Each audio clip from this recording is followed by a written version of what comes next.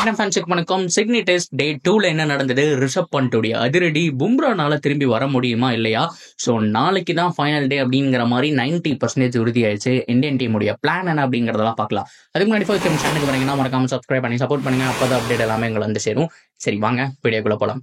First of all நேத்து Australia ஒரு wicket விட்டுருந்தாங்க. ஸோ அங்கிருந்து ஸ்டார்ட் பண்ணாங்கன்னு சொல்லி ஆகணும். ஸோ இன்னைக்கு அவங்களுடைய டாப் ஆர்டர் ஃபுல்லாமே கொலாப்ஸ் ஆயிடுச்சு. ஸோ யாருமே பெரிய ரன் அப்படிங்கிற மாதிரி போல இருந்தாலும் வந்துட்டு ரொம்ப ரொம்ப முக்கியமா சின்ன பையன் வந்துட்டு செமையா விளாண்டா. அதை வந்துட்டு நம்ம சொல்லி ஆகணும். வெப்ஸ்டருடைய பெர்ஃபார்மன்ஸ் உண்மையாலுமே பாராட்டும்படியா இருந்தது. ஸோ ஆஃப் செஞ்சுரி அப்படிங்கறத கடந்தாரு.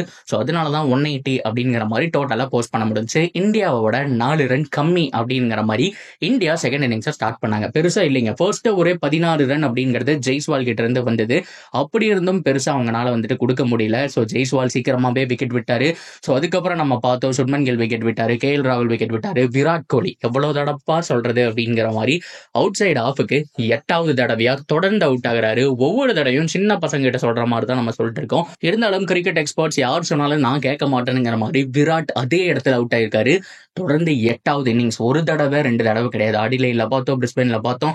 ஸோ போன தடவை வந்துட்டு MCG மெல்போர்ன்ல பார்த்தோம். இப்போ சிட்னிலையும் சிமிலரா போலன் கிட்ட அவுட் ஆனது வருத்தம் தரக்கூடிய விஷயம் தாங்க. அதுக்கு அவர் வந்துட்டு என்ன சொல்ல போறாருன்னு தெரியல, பொறுத்திருந்து பார்ப்போம்.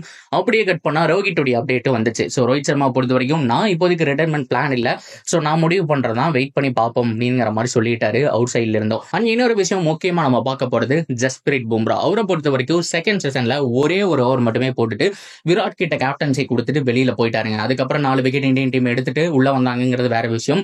அவரை பொறுத்த வரைக்கும் அர்ஜென்டா ஹாஸ்பிட்டல் போனதெல்லாம் பார்த்தோம்னா ரொம்ப குரூசியலான இன்ஜுரி ஏதாவது இருக்குமாங்கிற மாதிரி பார்த்தோம். ஸ்கேன் எல்லாம் முடிச்சுட்டு வந்துட்டாரு. அதுதான் இப்போதைக்கு வந்திருக்க அப்டேட்.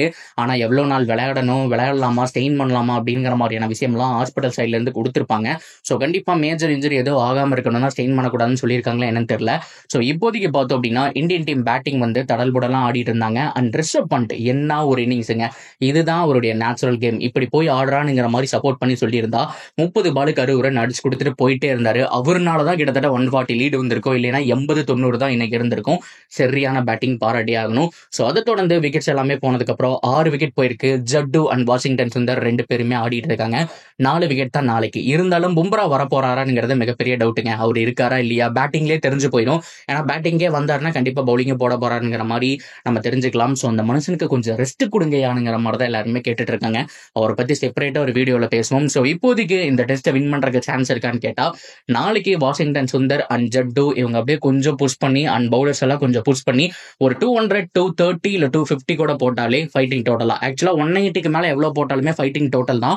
பட் இருந்தாலும் ஆஸ்திரேலியா பொறுத்த வரைக்கும் இன்னும் டைம் இருக்கு. சாலிடா உங்களுக்கு 3 டேஸ் இருக்கு. நாளைக்கு பேட்டிங் வந்தாங்கன்னா அவங்களுக்கு ஆல்மோஸ்ட் 2 டேஸ் ஃபுல்லா கிடைக்குது. அது மட்டும் இல்லாம நாளைக்கு வந்துட்டு ஆஃப் டேக்கு மேல கிடைக்கும். ஸோ அதனால சாலிடா டிஃபென்ஸ் வச்சு ஆடி அப்படியே சிறுக சிறுக சேர்த்து சேஸ் பண்றதுக்கான சான்ஸும் இருக்கு.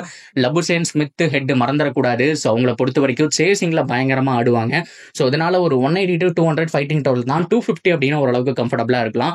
ஆனா இது எல்லாமே இருந்தாலுமே பும்ரா டீம்ல இருக்கணுங்க. அவர் இருக்கணும். அவர் இல்ல அப்படிங்கிற பட்சத்துல பிரசித் நல்லா பண்ணாரு. At the same time Siraj நல்லா பண்ணாரு. ஆனா ஒரு பவுலர் ஷார்ட்டா நம்ம போவோம் நிதிஷ்குமார் ரெட்டி வச்சு ஸோ ஓவர்ஸ் மாத்திர மாதிரி இருக்கும். ஸோ என்ன நடக்க போகுது அப்படிங்கிறத பார்க்கலாம். ஸோ இந்தியன் டீம் நாளைக்கு வின் பண்ணியே ஆகணும். வின் பண்ணா நம்ம டிராஃபியை ரீடைன் பண்ணிடுவோம். அது போக வேர்ல்ட் டெஸ்ட் சாம்பியன்ஷிப்புக்கு நம்ம கொஞ்ச நேரம் வெயிட் பண்ணும். ஆஸ்திரேலியா, ஸ்ரீலங்கா கூட தோத்தாங்கன்னா நமக்கு ஒரு சான்ஸ் இருக்குங்கிற மாதிரி சுச்சுவேஷன் வரும். ஸோ எனிவே அது செகண்டரி. நாளைக்கு வின் பண்ண வேண்டியது மஸ்ட்.